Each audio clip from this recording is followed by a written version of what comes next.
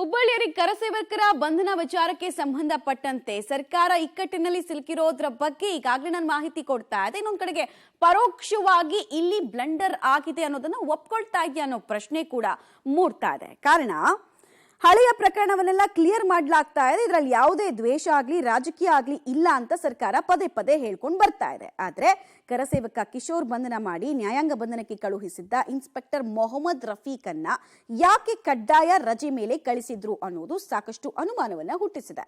ಕಾನೂನು ಪ್ರಕಾರವಾಗಿ ಕರಸೇವಕನನ್ನ ಬಂಧಿಸಿದ್ರೆ ಇನ್ಸ್ಪೆಕ್ಟರ್ ಮೊಹಮ್ಮದ್ ರಫೀಕ್ಗೆ ಕಡ್ಡಾಯ ರಜೆಯನ್ನು ಯಾಕೆ ಕಳಿಸಬೇಕಾಗಿತ್ತು? ಆ ಜಾಗಕ್ಕೆ ಜಾಧವ್ನ ಪ್ರಭಾರ ಅಧಿಕಾರ ಕೊಟ್ಟಿದ್ದು ಯಾಕೆ? ಸರ್ಕಾರ ತನ್ನ ತಪ್ಪನ್ನ ಮುಚ್ಚಿಕೊಳ್ಳೋದಕ್ಕೆ ಈ ಉಪಾಯ ಮಾಡ್ತಾ ಇದೆಯಾ ಅನ್ನೋ ಹಲವು ಅನುಮಾನಗಳು ಮೂಡ್ತಾ ಇದೆ. ಇದೇ ವಿಚಾರವಾಗಿ ನಿನ್ನೆ ಬಿಗ್ ಬುಲೆಟಿನ್ ನಲ್ಲಿ ರಂಗನಾಥ್ ಸರ್ ಕೂಡ ಮಾತಾಡಿದ್ದಾರೆ. ಅವ್ರು ಏನ್ ಹೇಳಿದ್ದಾರೆ ಅಂತ ಬನ್ನಿ ಕೇಳಿಸ್ಕೊಳ್ಳೋಣ. ಆ ಡೀಟೇಲ್ಸ್ ಅನ್ನ ಕೂಡ ಕೊಡ್ತಾ ಹೋಗ್ತೀನಿ. ಅದಕ್ಕಿಂತ ಮುಂಚೆ ಇಲ್ಲಿ ಟೈಮಿಂಗ್ ಬಗ್ಗೆ ಪ್ರಶ್ನೆ ಇದೆ. ಪೊಲೀಸರ ಇನ್ವೆಸ್ಟಿಗೇಷನ್ ಟೈಮಿಂಗು, ಲಾಜಿಕ್ಕು ಜೊತೆಗೆ ಆ ಟೆಕ್ನಿಕಲ್ ಪ್ರೊಸೆಸ್ ನ ಕಂಪ್ಲೀಟ್ ಆಗಿ ಫಾಲೋ ಮಾಡಿದ್ರ? ಈ ಮೂರು ಪ್ರಶ್ನೆಗಳಲ್ಲಿ 100 ಡೌಟ್ ಇದೆ. ಈ ಡೌಟ್ ನ ಮಧ್ಯೆನೆ ಸರ್ಕಾರ ಇಂಥದ್ದೊಂದು ಹೆಜ್ಜೆಯನ್ನ ಅಂದ್ರೆ ಆ ಇನ್ವೆಸ್ಟಿಗೇಟಿಂಗ್ ಆಫೀಸರ್ನ ಮತ್ತೆ ನ್ಯಾಯಾಂಗ ಬಂಧನಕ್ಕೆ ಕಳಿಸಿದಂತಹ ಆಫೀಸರ್ನ ಕಡ್ಡಾಯ ರಜೆ ಮೇಲೆ ಕಳಿಸಿದ್ರು. ಆತುರಾತುರವಾಗಿ ಇಂಥದ್ದೊಂದು ಡಿಸಿಷನ್ ತಗೊಂಡ್ರಲ್ಲ, ಇದು ಅಗೇನ್ ಈ ಅನುಮಾನದ ಹೊಗೆ ದೊಡ್ಡ ಮಟ್ಟದಲ್ಲಿ ಏಳುವಂತೆ ಕೂಡ ಕಾರಣ ಆಗ್ತಾ ಇದೆ. ಕಾರ್ಯಕರ್ತರು ಯಾರ್ಯಾರೇ ಆಗ್ಲಪ್ಪ, ಅದು ತಪ್ಪು ಮಾಡದವರಿಗೆ ಶಿಕ್ಷೆ ಕೊಡಬೇಡಿ ಅಂತ ಪ್ರತಿಭಟನೆ ಮಾಡ್ತಾ ಇದ್ದಾರ. ತಪ್ಪು ಮಾಡದವರಿಗೆ ಇನ್ಮೇಲೆ ಶಿಕ್ಷೆ ಕೊಡಬಾರ್ದು ಯಾರಿಗೂ ಅಂತ ಚಳುವಳಿ ಮಾಡ್ತಾರ, ಪ್ರತಿಭಟನೆ ಮಾಡ್ತಾರ. ಅವ್ರು ರಾಜಕೀಯಕ್ಕೋಸ್ಕರ ಮಾಡ್ತಾರೆ, ರಾಜಕೀಯಕ್ಕೋಸ್ಕರ ಹೋರಾಟ ಮಾಡ್ತಾರೆ. ದ್ವೇಷದ ರಾಜಕಾರಣ ಮಾಡಲ್ಲ. ನಿನ್ನೆನೂ ಕೂಡ ಮೇಡ್ ಇಟ್ ವೆರಿ ಕ್ಲಿಯರ್, ದ್ವೇಷದ ರಾಜಕಾರಣ ಮಾಡಲ್ಲ. ಅಪರಾಧ ಮಾಡಿದವರು ಮಾತ್ರ ಅವ್ರ ಮೇಲೆ ಕ್ರಮ ತಗೋತೀವಿ ಅಷ್ಟೇ. ಅಪರಾಧ ಮಾಡಿದ್ರೆ ಗೊತ್ತಾಯ್ತಾ? ನಿರಾಪರಾಧಿಗಳಿಗೆ ಯಾರ ಮೇಲೂ ಕ್ರಮ ತಗೊಳ್ಳಲ್ಲ. ಮತ್ತೆ ಅಂತ್ಯವನ್ ಪರವಾಗಿ ಪ್ರತಿಭಟನೆ ಮಾಡಿದ್ರೆ ಹೇಳಿ, ನೀವೇ ಹೇಳಿ.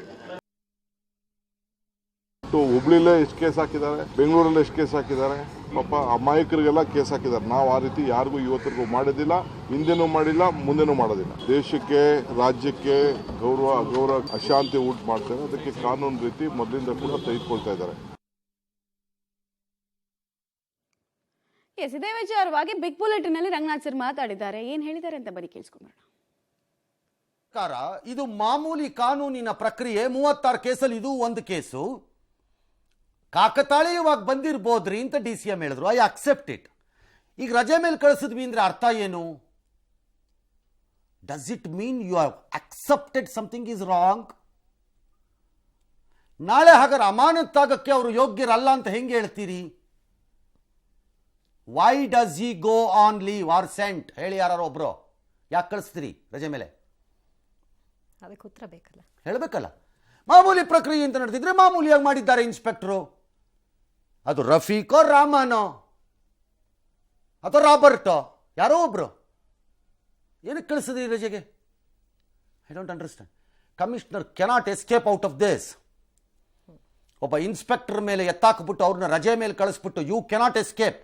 I don't think state should allow to ಅವ್ರನ್ನ ಎಸ್ಕೇಪ್ ಆಗೋಕ್ಕೆ. ಹಾಗಾದ್ರೆ ಅವ್ರು ಅರಿವಿಲ್ಲದೆ ನಡೀತೆ ನೀವೆಲ್ಲ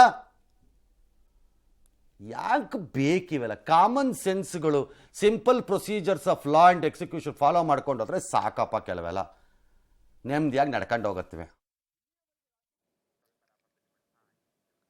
ಸರ್ ಮಾತನ್ನು ಕೇಳಿಸ್ಕೊಳ್ತಾ ಇದ್ವಿ. ಈಗ ಇಲ್ಲಿ ಪ್ರಶ್ನೆ ಇರೋದು ಇಷ್ಟೇ, ತಪ್ಪು ಮಾಡಿಲ್ಲ ಅಂತ ಆದ್ರೆ ನಿಮಗೆ ಕನ್ಫರ್ಮೇಶನ್ ಇದ್ದಿದ್ರೆ ಈ ರೀತಿಯಾದಂತಹ ಒಂದು ಆತುರಾತುರವಾದ ಡಿಸಿಷನ್ ಯಾಕೆ?